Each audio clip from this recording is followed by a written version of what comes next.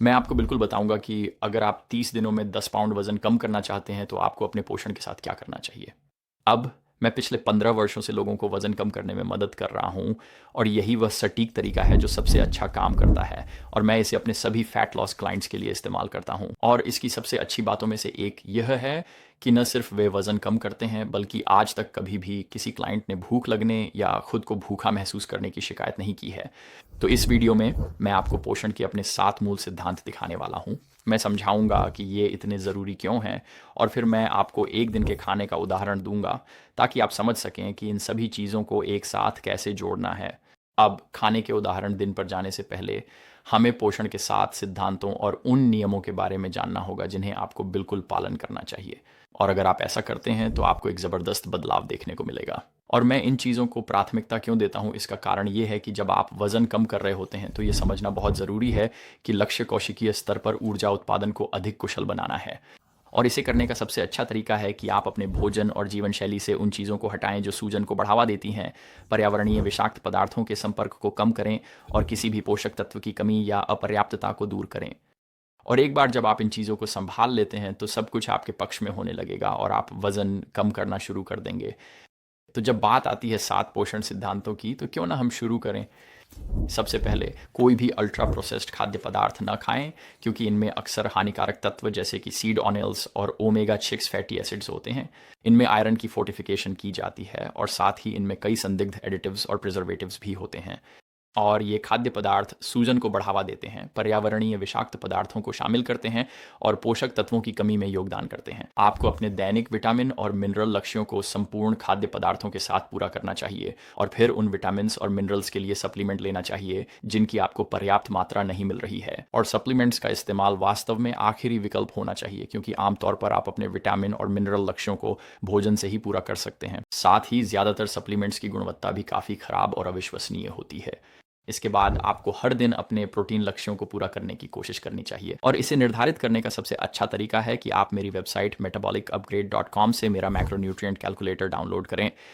इसके साथ एक निर्देशात्मक वीडियो भी आता है जो वाकई में बहुत बहुत मददगार है। और जब बात आपके मैक्रोज की आती है तो कोशिश करें कि प्रोटीन टू एनर्जी रेशियो या पी रेशियो 1 हो और ये सारी जानकारियाँ भी मेरे मैक्रोन्यूट्रिएंट कैलकुलेटर के निर्देशात्मक वीडियो में दी गई हैं।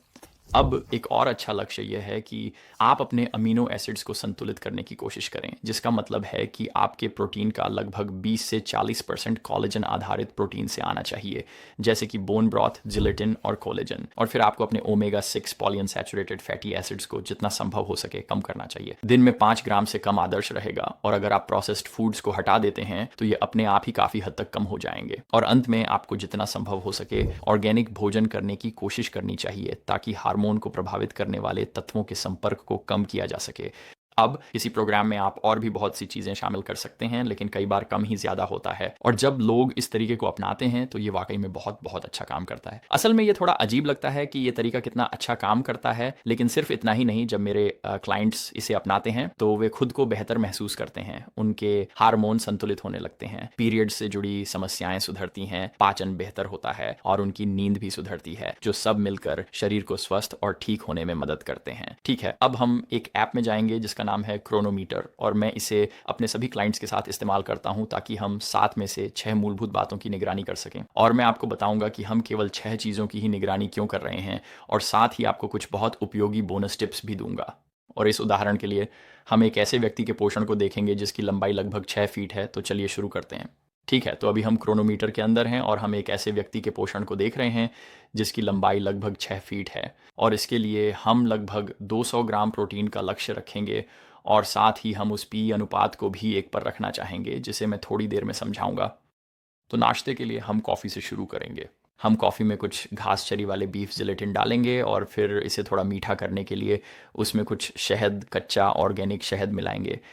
हम अंडे भी बटर में पकाकर खाएंगे, कुछ raspberry, Raspberry, beef bone broth gelatin में। और ये फिर से बहुत महत्वपूर्ण होने वाला है क्योंकि हम अपने आहार में कोलेजन आधारित प्रोटीन की मात्रा बढ़ाने की कोशिश कर रहे हैं। हमारे प्रोटीन का 20 से 40% उन कोलेजन आधारित स्रोतों से आना चाहिए। और फिर हम कुछ परमिजानो रेजियानो चीज़ भी लेंगे।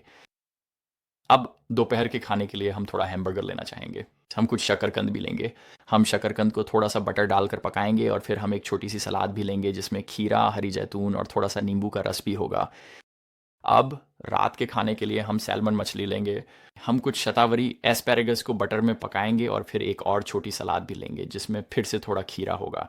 हम गाजर भी डालेंगे और फिर इन सबको मिलाएंगे जैतून के तेल, नारियल तेल, सेब के सिरके और थोड़ा सा कच्चा नींबू डालकर। फिर हम कुछ संतरे भी लेंगे और उसके बाद फिर से थोड़ा बीफ बोन ब्रॉथ और जिलेटिन लेंगे ताकि कोलेजन आधारित प्रोटीन मिल सके। और बस इतना ही रहेगा। और अगर हम अपने मैक्रोन्यूट्रिएंट्स देखें तो फिर से हमारा लक्ष्य 200 ग्राम प्रोटीन है। हमने उस लक्ष्य को पार कर लिया जो बिल्कुल ठीक है, तो हमें 211 ग्राम प्रोटीन मिला। और जब बात आती है हमारे पी रेशियो की, तो हम चाहते हैं कि पी रेशियो 1 हो। तो पी रेशियो क्या है? तो पी रेशियो मूल रूप से आपका प्रोटीन आपके ऊर्जा से विभाजित होता है, यानी ई मतलब ऊर्जा, पी मतलब प्रोटीन, और आपकी ऊर्जा होगी आपके नेट कार्ब्स और फैट का योग, यानी 85 प्लस 117। तो ये पी रेशियो 1 के बहुत करीब होने वाला है। तो हमने अपने प्रोटीन लक्ष्य पूरे कर लिए हैं, हमें अपना पी रेशियो 1 मिल गया है।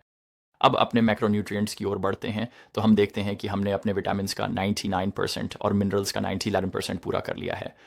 मैं आमतौर पर अपने क्लाइंट्स को सलाह देता हूं कि वे कम से कम अपने मैक्रोन्यूट्रिएंट लक्ष्यों का 90% हासिल करने की कोशिश करें। तो ये वाकई बहुत अच्छा है, मुझे ये देखना वाकई अच्छा लगता है। अब हम यहाँ अपने विटामिन्स और मिनरल्स में और गहराई से देख सकते हैं।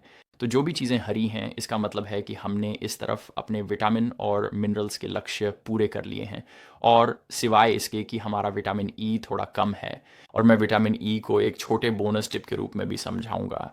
तो हम उसके बारे में अभी थोड़ी देर में बात करेंगे। और फिर यहीं मिनरल्स के नज़रिए से देखें तो लगता है कि हम वाकई बहुत अच्छा कर रहे हैं। हालांकि यहाँ हमारा मैग्नीशियम थोड़ा कम है और ये बहुत से लोगों के लिए आम बात है। इसी वजह से मैं आम तौर पर सलाह देता हूँ कि बहुत से लोग एक उच्च गुणवत्ता वाले मैग्नीशियम ग्लाइसिनेट सप्लीमेंट का सेवन करें। और अंत में हमारे पास यहाँ ओमेगा 6 फैटी एसिड्स हैं। तो मुझे यकीन है कि आपने देखा होगा कि हमने कोई भी अल्ट्रा प्रोसेस्ड फूड नहीं खाया, हम संपूर्ण प्राकृतिक खाद्य स्रोतों पर ध्यान केंद्रित कर रहे थे, और हमने अपने ओमेगा 6 को लगभग 5.3 ग्राम तक ला दिया, यानी लगभग 5 ग्राम के आसपास, जो कि काफ़ी अच्छा है। तो ये ऐसी चीज़ है जिसे सचमुच हर कोई कर सकता है। मैं क्रोनोमीटर का इस्तेमाल करता हूँ क्योंकि इसमें आप अपने विटामिन्स और मिनरल्स की जानकारी वास्तव में प्राप्त कर सकते हैं, जो कि वाकई बहुत बढ़िया है। और फिर यह आपको आपके मैक्रोन्यूट्रिएंट्स के बारे में बहुत सारी बेहतरीन जानकारी देता है, और यह इस्तेमाल करने के लिए एक बहुत ही अच्छा आसान टूल है। तो मैं इसे ज़रूर आजमाने की सलाह देता हूँ। मैं पूरी तरह से सलाह देता हूँ कि आप अपना प्रोग्राम इसी तरह बनाएं और अपने माइक्रोन्यूट्रिएंट्स प्राप्त करने पर ध्यान दें, अपने प्रोटीन को प्राथमिकता दें, कोलेजन आधारित प्रोटीन लें, कोई भी अल्ट्रा प्रोसेस्ड फूड न खाएं, और साथ ही ओमेगा 6 पॉलीअनसैचुरेटेड फैट्स को सीमित और कम करने पर भी ध्यान दें। तो अगर आप इन सिफारिशों का पालन करते हैं तो आप कमाल कर देंगे। लेकिन क्रोनोमीटर के साथ कुछ समस्याएं हैं जिन्हें समझना बहुत ज़रूरी है, और मैं अभी उन्हें स्पष्ट करने जा रहा हूँ।